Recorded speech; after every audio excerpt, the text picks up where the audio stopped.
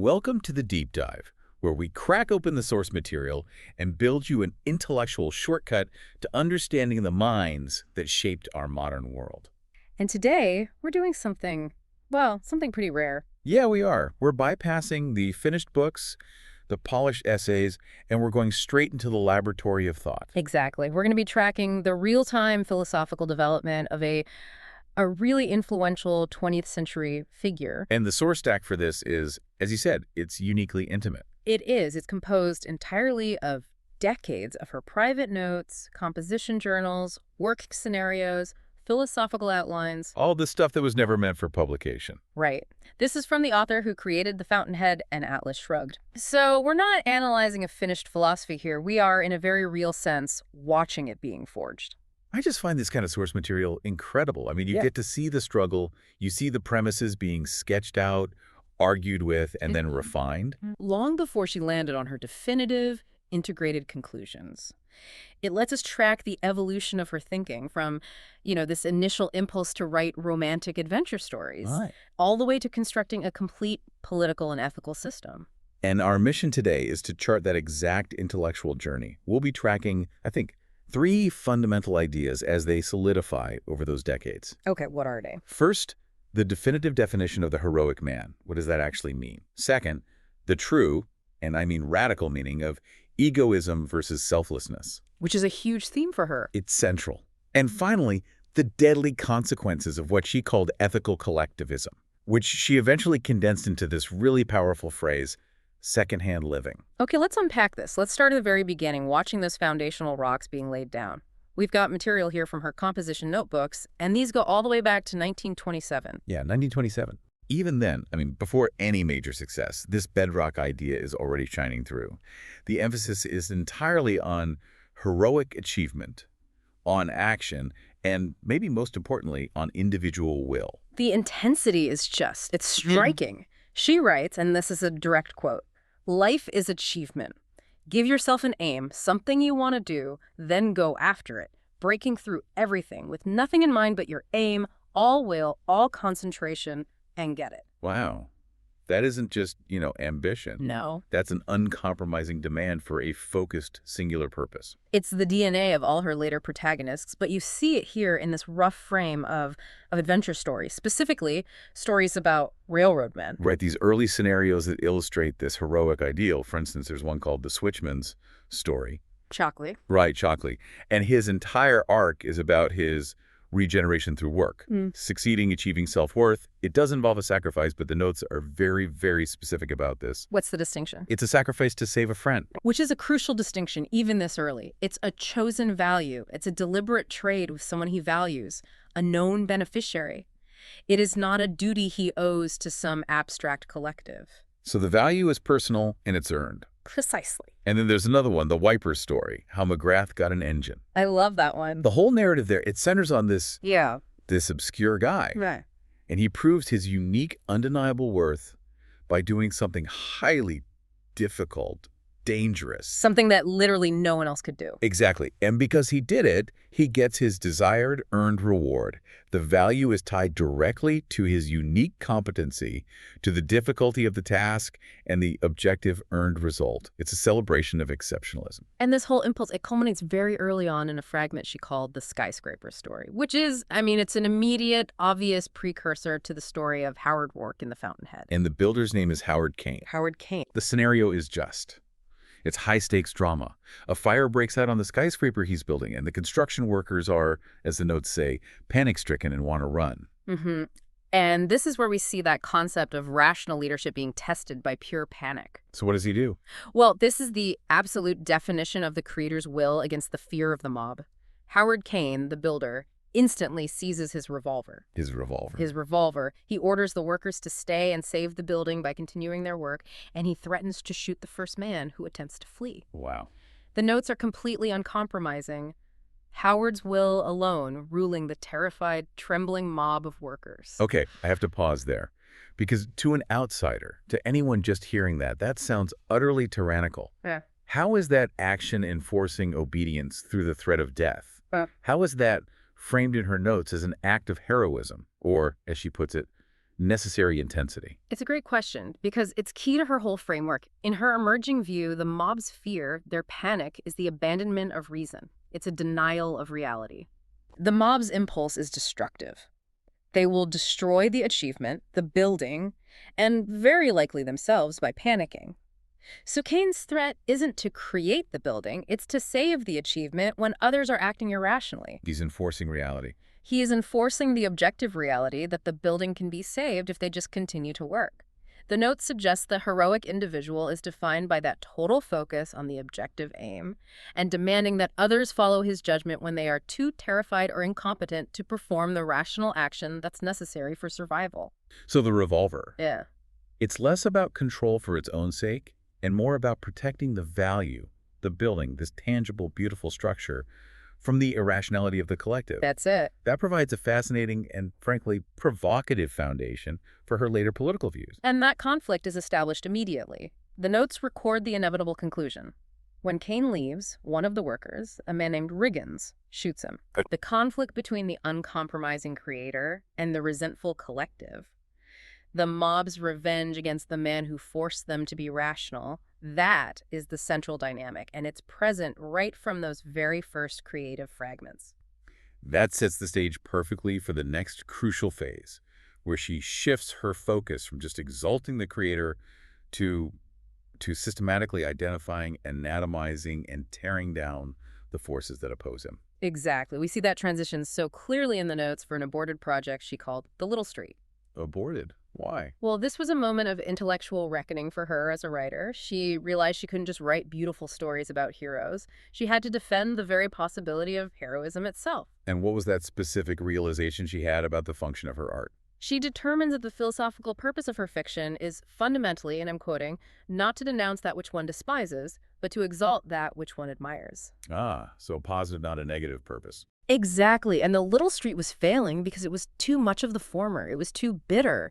It was meant to depict the world as it is, calmly, indifferently, and it showed a brilliant, fiery man being crushed by a stupid, ignoble world. And she couldn't let that stand. She realized if her deepest premise was true, that man is a heroic being, then her fiction demanded the ultimate triumph of the heroic spirit, not its crushing defeat by, external stupidity. So that failure, in a way, it forced her to identify the enemy much more precisely. Yeah. She had to move beyond just general stupidity to a specific motivated evil. Yes. And what was the most poisonous type of enemy she defined in those notes? She detailed the character of the ambitious mediocrity. In The Little Street, this was personified by the pastor. She calls him the lowest, most poisonous, most dangerous type. Why? What makes him so dangerous? This man, who is completely bound to the collective, he wants to believe the mob he serves is the lord of the world. But deep down, he knows it's not true. He knows there are those, the brilliant, the original, who stand far, far above the mob. So his aim becomes intensely focused, to drag them down to the level of the mob. The notes capture the psychological fuel for this so perfectly. She describes it as the ambition of a skunk. Right. Who knows his bad smell is his only strength. And so he tries to make that stench the highest principle of life on earth. It's the glorification of resentment and failure, but it's masked as virtue.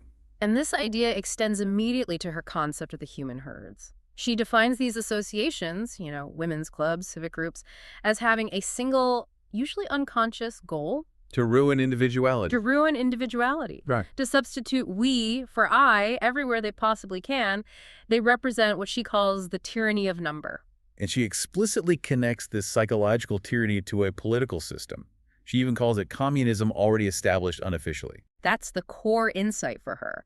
It's the cultural revenge of failed mediocrities who glorify virtue because they lack the capacity for greatness. They dictate opinions and moral standards to society, making sure that no one can rise above the acceptable, comfortable mean. It's the cultural infrastructure of collectivism. This intense disdain for the mob spirit gets powerfully reinforced in her notes on the Hickman case. Oh, this is a fascinating use of true crime material. A real-world criminal trial that captured public attention, and she used it as a kind of test case for the collective psyche. Yes, the case was about a murderer, William Hickman, but her interest was solely in the public's reaction. The key insight she pulls from it is the sheer ferocious rage of the whole society against one man. And she concludes this isn't genuine moral indignation. It's not a demand for justice. Yeah. So what did she identify it as? It was the mob's murderous desire to revenge its hurt vanity against a man who dared to be alone. The confrontation, she argues, was just nakedly psychological. It was we against him. The mob hates the individual who stands apart. Regardless of whether that individual is a genius or, in this case, a criminal. Okay, this is a point where I think we need some clarification. Why did she reserve any kind of sympathy for a criminal? I mean, how does admiring his defiant attitude align with a morality that's supposed to be based on reason and survival? That is the critical question, and it's crucial to understand she was not condoning the murder, not at all. She was analyzing the spirit of the man and the spirit of the collective reaction. Okay. She saw Hickman as a brilliant, unusual, exceptional boy turned into a purposeless monster. And she asks why. Why did this happen? And her answer was? Society offered him only wretchedness. It offered him a bank-page job as the height of ambition, a YMCA club as a source of social honor. He was, in her view, superior and wanted to live as such, but society wouldn't permit it unless he licked boots, which he refused to do. So she's arguing that his crimes stem from a superior spirit that lacked the philosophical guidance to channel that potential toward creation. Exactly, and so it defaulted to purposeless destruction. She admired his limitless, daring, and defiant attitude, but recognized he wasn't strong enough to, as she put it, trample society under his feet. He failed. He failed, but his crime, in her view, was his refusal to be petty. His calm, cynical attitude at the trial, his ability to joke about his own death sentence, all of that demonstrated a kind of psychological superiority to the vindictive, screaming mob. So the notes frame this as the consequence of rejecting a secondhand life, but without the armor of a rational, creative egoism to sustain yourself. Precisely.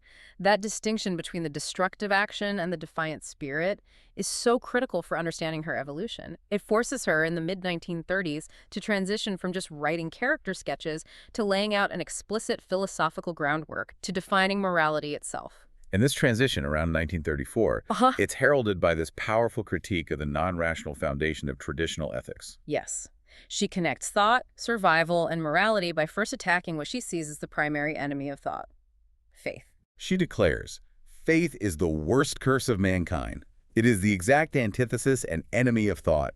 She specifically says she wants to fight religion because she sees it as the root of human lying and the only excuse for suffering. The underlying argument here is that men are discouraged from thinking logically because they are ordered to take things on faith before they even learn how to think for themselves. If you accept a contradiction without proof, you cripple your rational faculty.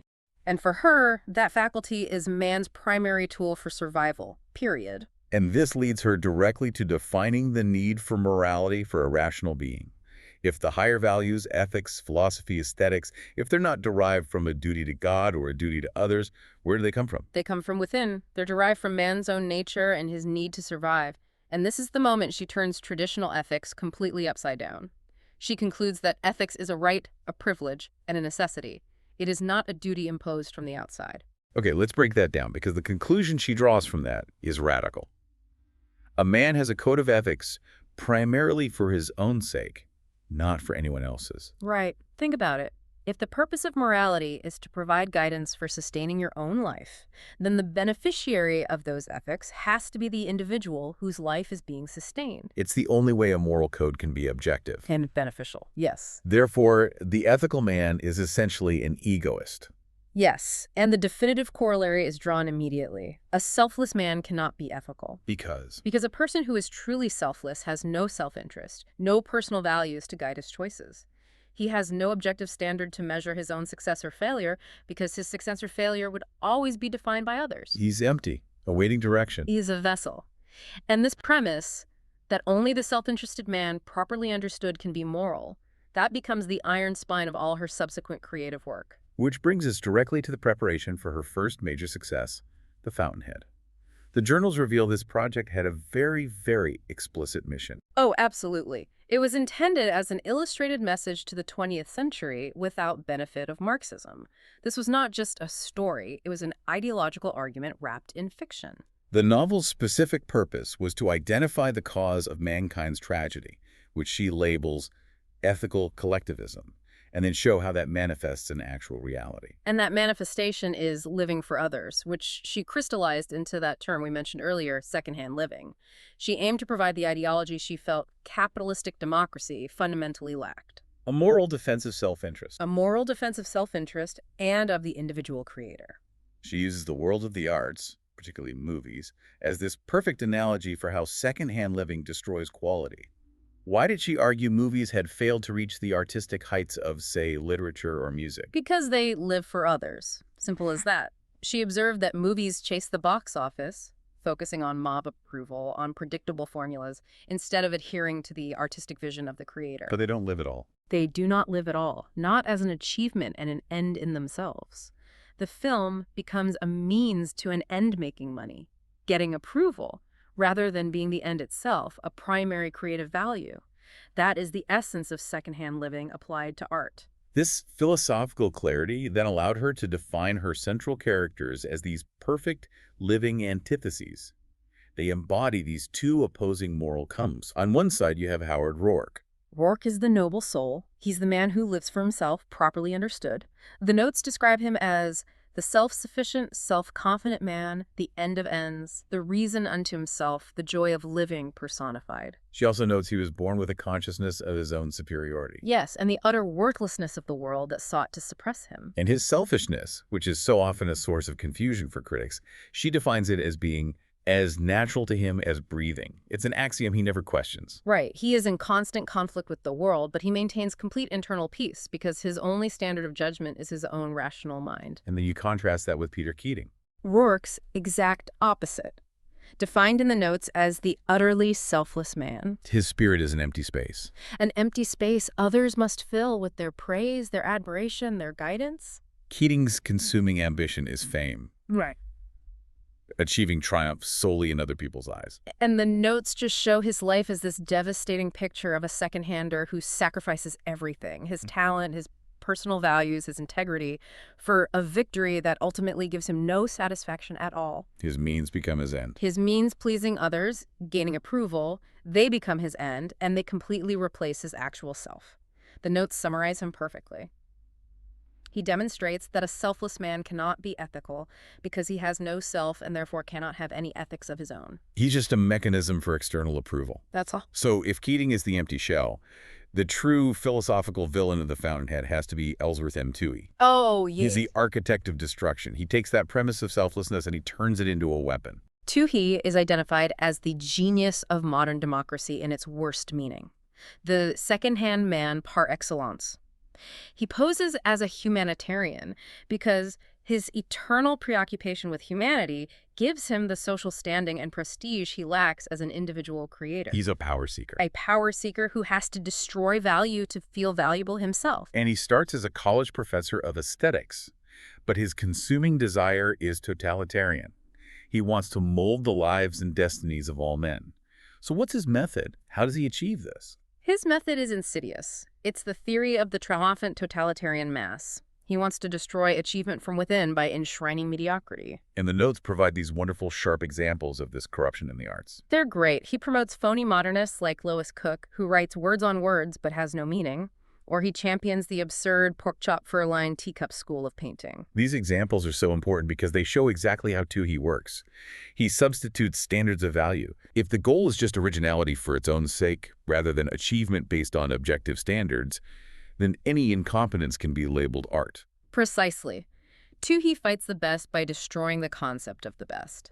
The notes conclude that when Toohey proclaims he's fighting powerful industrialists like Rockefeller and Morgan, he really fights Shakespeare and Beethoven. He wants to destroy the exceptional, the difficult, the original, and replace them with standards that are attainable by anyone and everyone, thereby leveling human nature. Now, to ground Rourke's profession in reality and make his conflict feel authentic, she did extensive research into the world of architecture, and the journals are just filled with our scathing critique of the establishment. Her notes on figures like Thomas Hastings are particularly damning. He was the conventional architect who served as a model for the status quo. And he regarded architects who ignored tradition as, what was it? Uneducated or actuated by a frivolous and vain desire to be original. Unbelievable. His view was that it's the job of successors to define the style of their period, not the creator himself.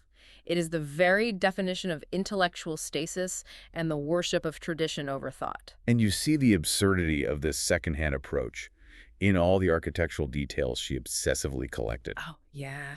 She noted the rampant eclecticism, the compromise of the time, things like sewage disposal plants being decorated with Greek moldings. Architects clinging desperately to Greek trimmings, even when they were forced to simplify facades because of cost. It's madness. She even noted the moral compromise that was underpinning the architectural establishment. The Beaux-Arts balls, for example. Right, where the dirtier and sexier the ball, the more funds were raised for the society's educational work. It's a perfect microcosm. They demand this high-minded classical purity in art, While relying on tawdry spectacle to fund their operations. and all of these details just serve to reinforce Rourke's artistic principles. His designs are defined by simplicity, elimination of unnecessary elements. And his insistence on being the sole judge of his work's quality. He recognized that a creator has an objective standard, and it's rooted in the material and the purpose of the structure. The notes include a final indictment of that collective mentality, too, the tragedy of Louis Sullivan. The father of the skyscraper. Dying poor and heartbroken because the conventional society of his time just wouldn't recognize his genius. This provided her with the real-world precedent for Rourke's entire struggle. Okay, so we're going to transition now into the development of her magnum opus, Atlas Shrugged, which takes those philosophical premises, the creator versus the second-hander, and applies them to the entire economy. It focuses on the inevitable material disintegration that follows a spiritual and moral collapse. The new central theme for Atlas Shrugged, which in the working notes was actually called The Strike, Why? is highly specific. What happens to the world when the prime movers go on strike? The entire book's aim is fundamentally journalistic. It's designed to show how desperately the world needs prime movers and how viciously it treats them. And this required a much sharper definition of the antagonist, the parasite, who is the direct opposite of the prime mover. Right. The parasite is defined not just by failure, but by his inability or unwillingness to produce. He lacks original thought, personal effort. And crucially, the parasite wants to get more than he deserves, first in the material realm, And then in the spiritual. and then in the spiritual realm, demanding unearned respect, unearned love, unearned admiration. That unearned spiritual value is often the greater prize for the looter. And the mechanism by which society fails is tracked so vividly through the collapse of Taggart Transcontinental, the railroad. T2, which serves as the concrete, detailed manifestation of intellectual error leading to material ruin. The notes make it clear that the philosophy of the parasite is living in and for the moment, like a savage or an animal. He is incapable of long-range planning, foresight, or continuity. If you lack reason, you lack the ability to project into the future, and therefore you destroy the very infrastructure that's necessary for a modern society. The journal provides these step-by-step examples of this creeping collapse. It starts small, and then it just escalates. In one instance, James Taggart, who is driven by mediocrity, he manages to ruin a competitor, and then that competitor's entire line is destroyed. The error isn't just competition, it's the active removal of value from the world. And then the notes show how political intrusion destroys competence. Yes, a government board reinstates employees who had been discharged for serious infractions of basic safety rules Why? because of labor leader pull. By placing political expediency and union demands above the objective standard of competency, they guarantee future catastrophe. This is the definition of institutionalizing the second-hand life. And then you see the physical signs of retrogression. Oh, yeah. The eventual reliance on old, obsolete locomotives. The return to using flags and lanterns because the modern communication systems are unreliable. And that devastating metaphor of the encroaching jungle of grass growing between the tracks. It's civilization literally giving way to nature because the mind that maintained it has retreated. And this all leads to the ultimate lesson that powers the novel's conclusion. Which is that a job created by genius cannot be filled by the parasite. If he forces his way into it, he will merely destroy the job and himself. The key to every single disaster chronicled in those notes is a situation where independent rational judgment is needed, and because the prime mover is gone, that judgment cannot be provided. to explore the stakes of statism versus individualism on a global level. She also did extensive research for an original screenplay about the development of the atomic bomb, which is titled Top Secret. And she framed this huge scientific achievement as a powerful testament to free enterprise and individualism. She wrote this clear analysis arguing that statism, which she charted as having grown for 100 years since the mid-19th century, makes conditions progressively worse, Leading inevitably to poverty, concentration camps, and wars. Her core argument was that great achievements cannot be done under orders or compulsion. They require creative autonomy. The lesson of the bomb, she argued, was explicitly political and moral. She referenced the failure of the German efforts, noting that the scientists couldn't work effectively under a dictatorship. But they could work in America. Why? Because free enterprise means creativity is autonomous. And she was careful to distinguish between different types of authority here. Very careful. She noted that the military discipline and the secrecy were only required to protect the secret, not to solve the scientific problem itself.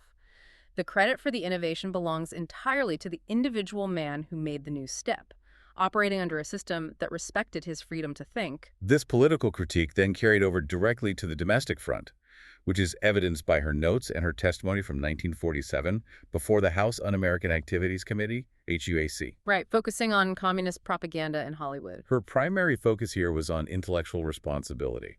She argued that the influence of communists wasn't due to their own strength, but to the unthinking carelessness of those who opposed them. Her solution wasn't some elaborate political maneuver, it was simple. What was it? Don't hire communists. Or if you do, study political ideas and learn how to recognize propaganda when you see it. It was just a call for intellectual rigor. She also identified specific propaganda targets used to undermine American values. One of the most crucial was the argument against deifying the common man. She observed that in America, classifying a man as common means he has no outstanding abilities, no outstanding virtues, no outstanding intelligence. So why then should this average state be made an object of glorification? Exactly. She argued that the intention behind this glorification was to smear success, to make people think that personal achievement is somehow achieved at the expense of others, which is the necessary prerequisite for advocating for forced redistribution. And her analysis of the film Song of Russia provides this vivid, concrete example of the propaganda techniques she was observing. A perfect example. She critiqued the movie for two major reasons. First, the film showed the Soviet border, which was actually the border of occupied enslaved Poland, as a happy place with people listening to music. So it presented a lie about a geopolitical reality. A blatant lie. And second, she objected to a character claiming that the culture we have been building here will never die, when she argued that this culture was actually the culture of concentration camps. She used a really powerful analogy to make her point to the committee. He did. She asked them to visualize a picture set in Nazi Germany that just showed a happy little romance with people playing Wagner. No one, she argued, would accept that as truthful. And for the same reasons, it shouldn't be accepted about Soviet Russia. Her conclusion was that telling the American people a lie about an ally, even if they were cooperating to defeat Hitler, could not build morale. It was an argument for intellectual honesty, for adherence to reality, regardless of political expediency. This relentless effort to identify and destroy the intellectual premises of collectivism, it all culminates in the philosophical core of Atlas Shrugged, Galt's speech, which she outlined in exhaustive detail in July of 1953. This establishes the ultimate integrated framework for her rational morality. The outline provides her philosophical pyramid. It moves from the nature of existence all the way up through ethics. Right. It starts with the irreducible primaries of her metaphysics. Existence exists. A is A. Which is the foundational acceptance of reality. That which exists, exists, and things are what they are. Then, moving into epistemology, the theory of knowledge, the notes state that thinking is volitional, not automatic. Reason is man's means of survival. And this is critical. The root of free will is the choice of knowing what reality is or not. Man must choose to think. And if the choice to think is the fundamental choice, the choice to recognize and use reality for your survival, then ethics follows immediately. The notes define morality as a necessity for a being of free will who has to survive by choice. And life is the standard of value. And from that standard, all the virtues are derived. Thinking is the only basic virtue, from which all the others proceed, non-thinking as the only basic vice. If life is the value, then that which sustains life rational thought is the virtue. This deep philosophical base is necessary to launch her ultimate and most famous condemnation of altruism. Which she defines as the code of death, because it's antithetical to the standard of life. Altruism is condemned because it dictates that the good must be sacrificed to the evil. I want to pause on the logic there. Why is sacrifice inherently bad in her view? Because she defines sacrifice as giving up a value for a non-value or a greater value for a lesser one.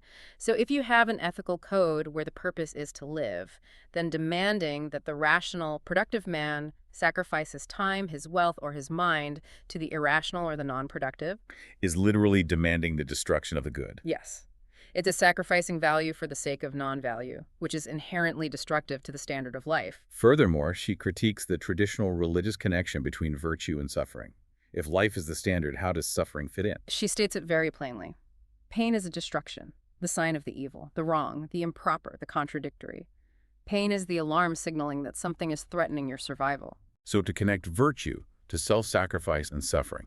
The paradox in Christian morality of finding happiness in suffering is to accept destruction as a guiding principle. She argues that accepting a paradox as an essential part of a moral code is a sign that the code is untrue to reality. A paradox is just a sign of man's errors in thinking, not some divine truth. And this error in thinking leads directly to the practical collapse described in Atlas Shrugged, specifically the parasite's machine misunderstanding. Absolutely. The unthinking collectivists, they imagine that the machine, the finished product of industrial civilization, is a substitute for thought. They believe they can destroy the intelligence, the source, and still keep the product. They treat accumulated technology like a natural resource, like soil or water, that requires no maintenance or intellectual input. But the notes clarify the terrifying reality of that mistake. The greater the intelligence and ingenuity that went into the creation of a machine, the greater is the intelligence required to keep that machine functioning. You need a genius to create a train, but you still need disciplined, intelligent engineers and rational maintenance protocols to keep it running. The modern collectivist is thus defined as a perpetual looter. A perpetual looter. He attempts to loot the source of production, which is man's intelligence, which is volitional and cannot be enslaved. If you try to loot it, the intelligence simply retreats or is destroyed. And that leads to the rapid decay and collapse of industrial society, just like the Taggart transcontinental tracks disappeared beneath the grass. Exactly. This whole philosophical structure, it culminates in her definition of the proper human relationship, the traitor principle. Which she says should guide every single interaction, both material and spiritual. The rule is simple and absolute. Give nothing unearned to anyone in any form. And this applies to financial alms, but the notes stress, and most particularly not spiritual alms. This means no undeserved affection, no undeserved respect, no undeserved admiration. Why are those considered so destructive? They are destructive spiritual gifts because they reward non-achievement and they undermine the self-respect of the giver. Self-interest must be present in one's every action. Let's use the character example she outlined to make this principle really hit home, because the implications are they're severe and they're uncompromising. They are. Take the character of Reardon, the industrialist, and his relationship with his manipulative wife, Lillian. If Reardon has no selfish interest in Lillian, meaning she provides him no value, no joy, he must leave her. Never mind what she feels or why. Exactly. Her suffering or her expectation is completely irrelevant if the relationship is destructive to his life and his values. And the rule applies even to friends. Even to friends. If Reardon helps his friend Philip, it must be on a real business basis, where Reardon can actually get a profit, or at least some justifiable benefit.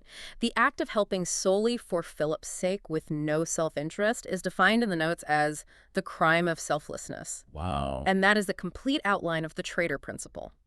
You must deal with others as equals, demanding justice, and refusing to participate in the spiritual looting of altruism, whether you're the looter or the victim. It's incredible. From the early romantic heroism of that skyscraper builder ruling the terrified mob by sheer will, we've traced a complete integrated system designed to define the conditions for the triumph of that singular individual. The journals just show a relentless, almost architectural consistency in that intellectual development. They absolutely do. It's the story of a writer who identified a core ideal, the heroic man driven by his own creative will, and then felt compelled to spend decades constructing a complete ethical and political defense system for him. all based on the premise that man's survival requires reason, and reason requires independence. And before we close, let's just revisit one more profound psychological insight from the journals, which deals with self-reverence. It provides the final internal requirement for the heroic man to succeed. Right. The notes suggest that while self-respect starts as an axiom of survival, it must be actively achieved Wow. by living up to the standards of value that are proper to man. You aren't born worthy. You earn your worth through consistent, rational, productive action. Self-reverence is an achievement, not a gift. This concept of earned self-respect makes the ultimate warning from her journals all the more provocative. Hmm. She distinguishes very sharply between a simple error and true evil. She states that the evil man is not the one who mistakenly believes that bad things are good. That is merely an error of knowledge. An error. And an error, by definition, can be corrected by more knowledge, more thought. Right. But she says the evil man is the one who loves evil for being evil. That is the critical distinction. It's an error of character, a fundamental violation of the standard of life.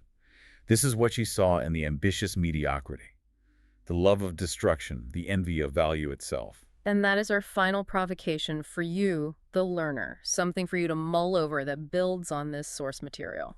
If pure evil is defined as impotent, as destruction and non-existence, she posits that it can only gain power by feeding on and penalizing virtue. Think about that carefully. What are the modern manifestations of this love for evil, for being evil, hidden beneath masks of virtue, depending on the silent sanction of the good man's willingness to compromise? If evil is powered only by attacking value, where do we see the attack on value, maybe masked as compassion or duty, playing out today? It transforms the analysis of every political or social dispute into a moral reckoning about intent. That's a provocative thought to carry forward. Indeed. That's all for this deep dive. We hope you feel thoroughly informed and maybe just a little provoked. Until next time.